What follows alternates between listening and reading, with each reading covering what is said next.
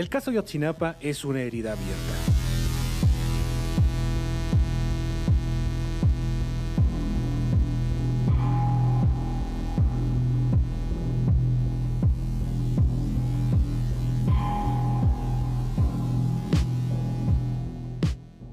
Un caso que había permanecido cubierto por un halo de opacidad, no solo por la negritud de aquella noche del 26 de septiembre de 2014 en Iguala Guerrero, sino por una operación orquestada desde las más altas esferas del poder para mantener ocultos los detalles, los motivos y los perpetradores de lo que hoy se configura como un crimen de Estado.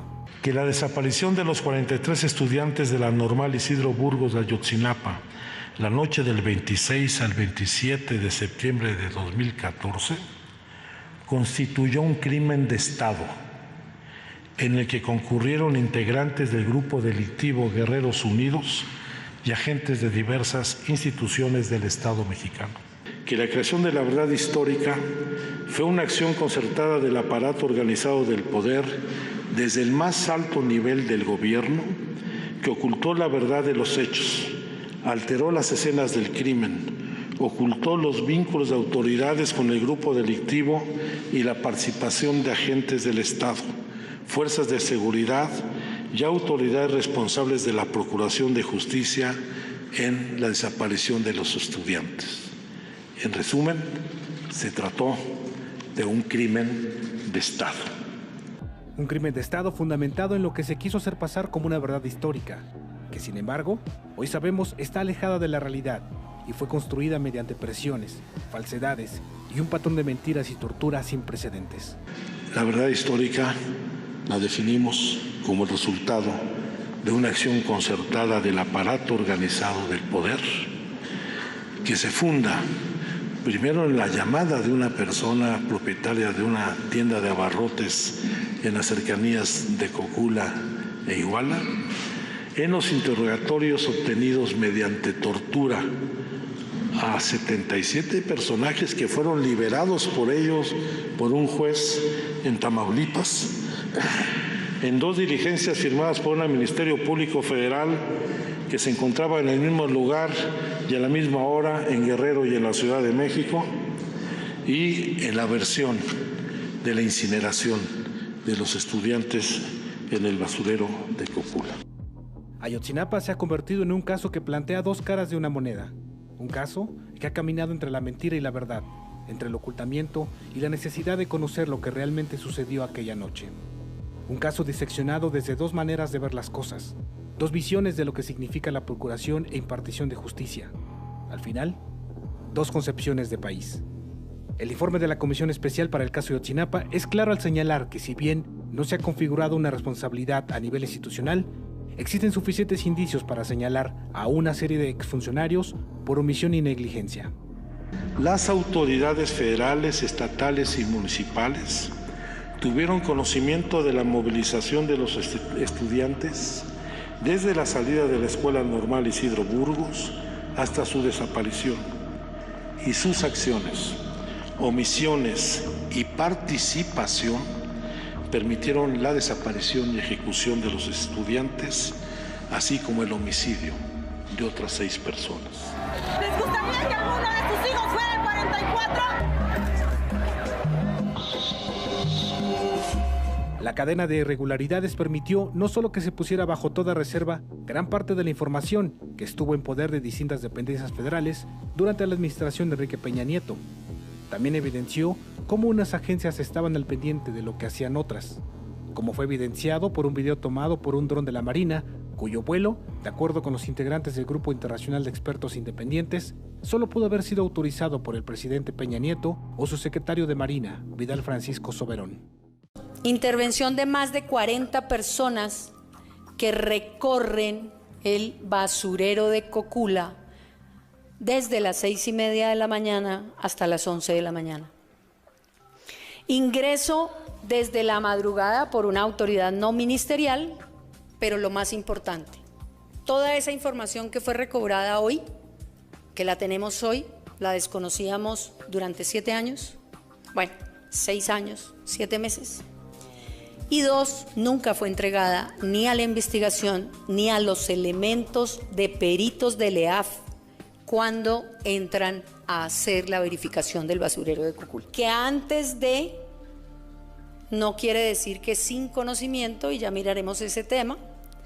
Antes de se modificó la escena, y cuando hablamos de modificación en términos criminalísticos, entiéndanme a mí que estoy diciendo que cualquier cambio, transformación o modificación de las presuntas escenas son elementos que alteran la escena.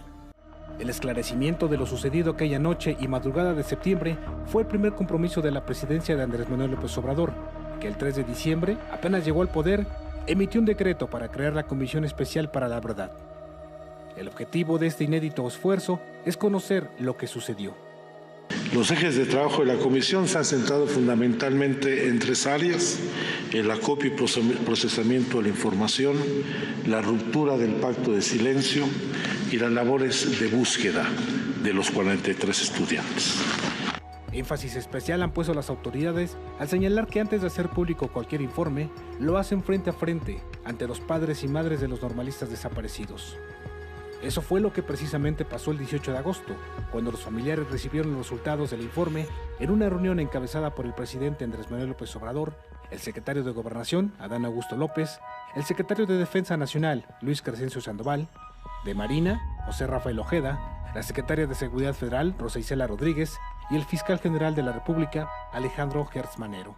Les informamos a los padres de la reconstrucción de los hechos. Quiero decirles a ustedes que hicimos toda una reconstrucción de los hechos, retomando mucho del trabajo que ya se había realizado, particularmente por 6 instituciones: Defensa Nacional, el Centro Nacional de Inteligencia, la Fiscalía del Estado de Guerrero, la Comisión Nacional de Derechos Humanos, el GIEI, el Centro PRO, la propia verdad histórica, los testimonios, los análisis de comunicaciones y análisis de mensajes de personas claves. Los sitios y escenarios donde se dieron todos los hechos fueron evaluados y revisados de nueva cuenta. El informe de la Comisión Presidencial es claro al afirmar que todos los indicios apuntan a que los jóvenes fueron ultimados. Que no hay indicio alguno de que los estudiantes se encuentran con vida. Por el contrario, todos los testimonios de evidencias acreditan que estos fueron arteramente ultimados y desaparecidos. Que tras la salida de la terminal de autobuses de Iguala, en ningún momento los estudiantes estuvieron juntos durante su desaparición. Nunca estuvieron los 43 en el basurero de Cocula. Un dato que llama la atención, pero por la secrecía de la investigación no fue revelado a detalle, es que se tiene plenamente identificada la hora y la persona que dio la orden de desaparecer a los estudiantes. Las investigaciones han permitido establecer presuntas responsabilidades de funcionarios y exfuncionarios de todos niveles. De las órdenes que está procesando la Fiscalía, yo preferiría que es la Fiscalía quien tiene que dar la información, pero sí hay personajes de todos los sectores que mencionaste. Peña Nieto no. El subsecretario Encinas señaló que con las investigaciones que hasta el momento se tienen del caso Ayotzinapa, hay elementos suficientes para señalar responsabilidad penal contra 33 funcionarios públicos de los 3 niveles de gobierno, incluso del Ejército Mexicano.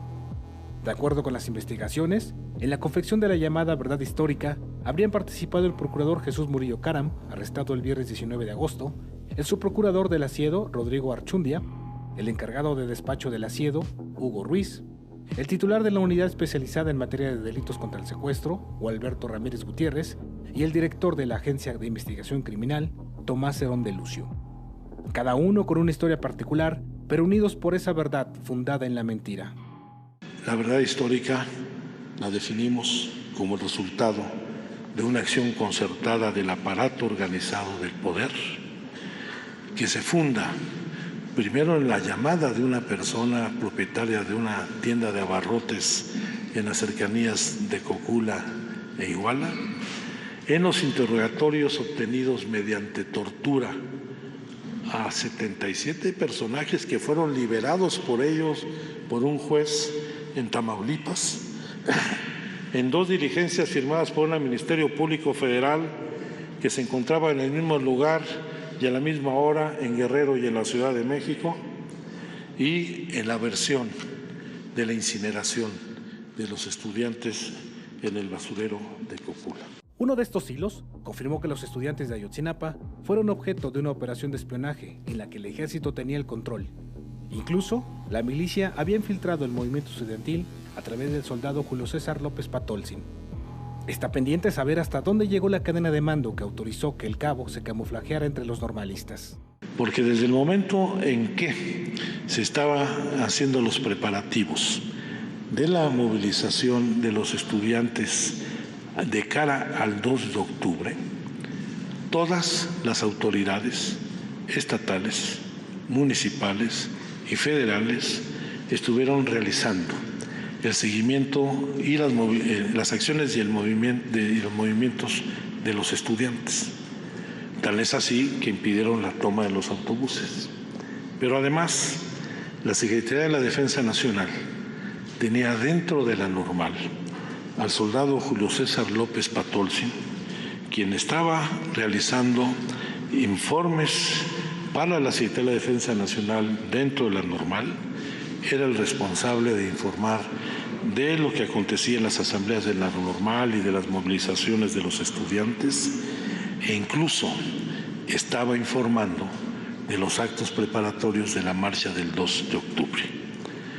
Este soldado López Patolzin, que estaba bajo el mando del teniente de infantería Marcos Macía Barbosa del 27 Batallón, su último reporte fue al filo de las 10 de la mañana de ese día y desapareció junto con los otros estudiantes sin que sus mandos hicieran ninguna acción para garantizar su integridad y su búsqueda, como lo establece el protocolo para militares desaparecidos, que de haberse aplicado hubiera permitido no solamente proteger la integridad y buscar al soldado López Patolzin, sino a todos los estudiantes.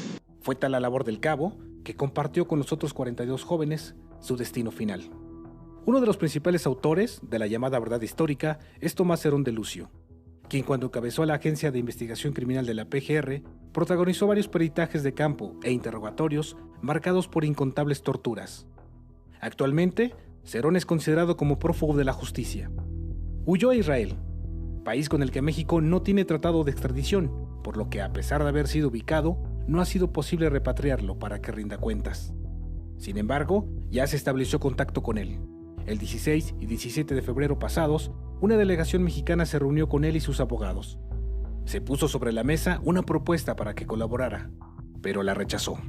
Donde se le ofreció un criterio de oportunidad que no aceptó.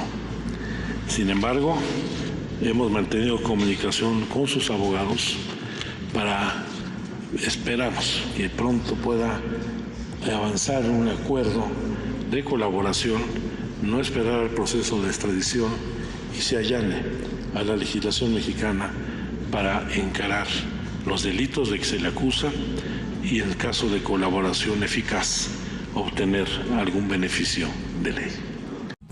Por su parte, los padres de los 43 normalistas desaparecidos de Ayotzinapa señalaron que analizarán detalladamente el informe presentado por la comisión.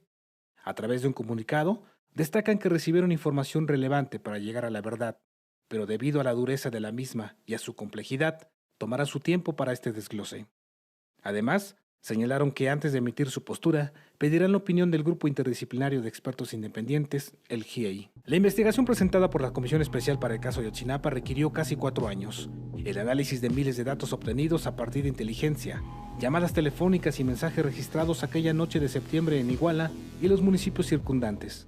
Logramos reconstruir la red de llamadas telefónicas que se presentaron entre el 26 y el 28 de septiembre, después de analizar 87 millones de registros en expedientes que nos permitieron depurar una base de 84,000 registros para el periodo en que ocurrieron los hechos violentos, del 26 al 28, y ubicar 17,000 números diferentes que estuvieron participando en las operaciones de ese día.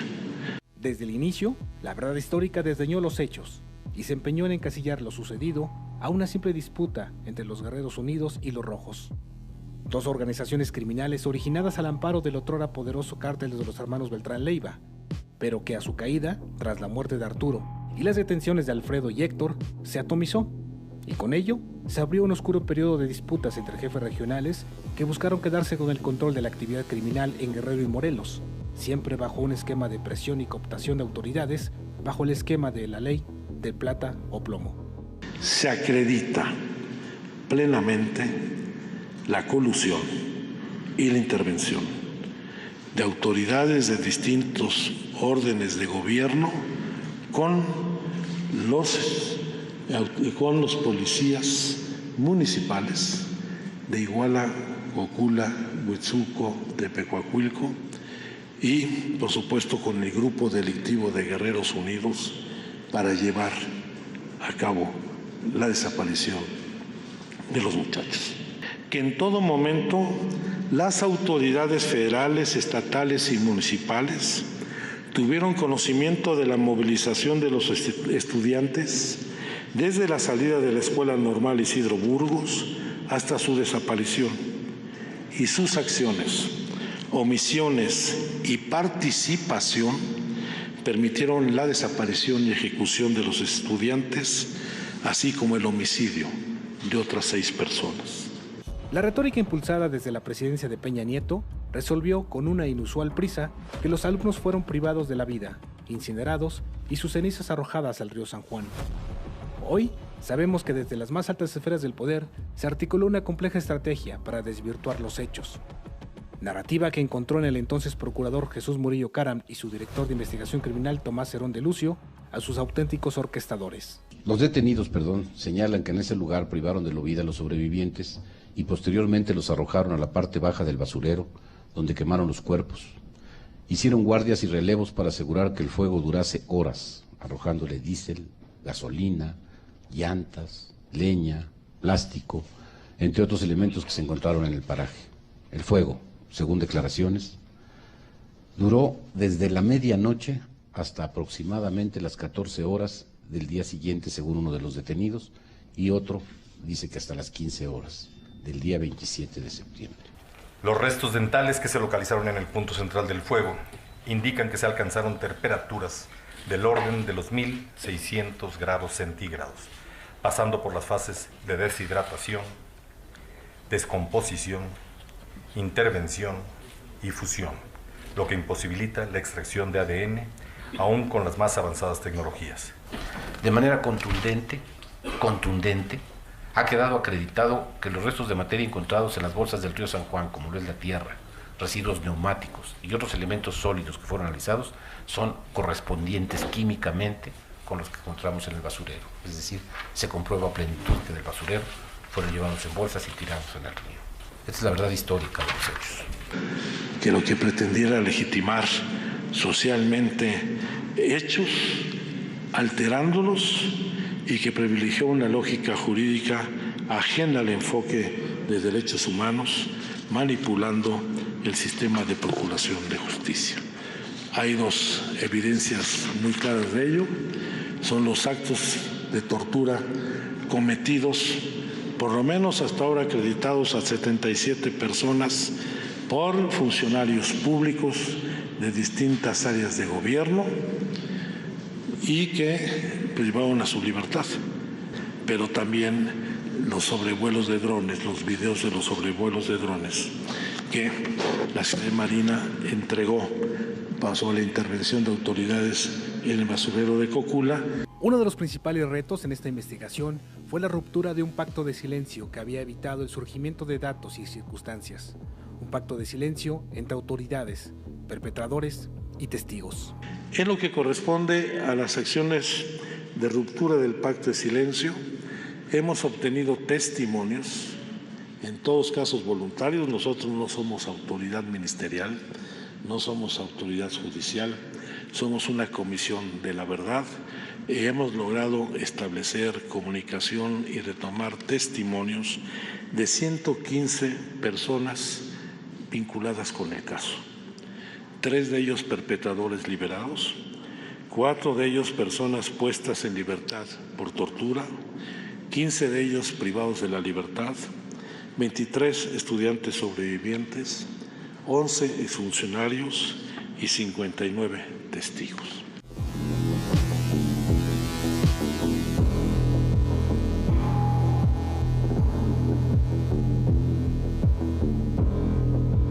El viernes 19 de agosto, el caso Ayotzinapa dio un nuevo giro.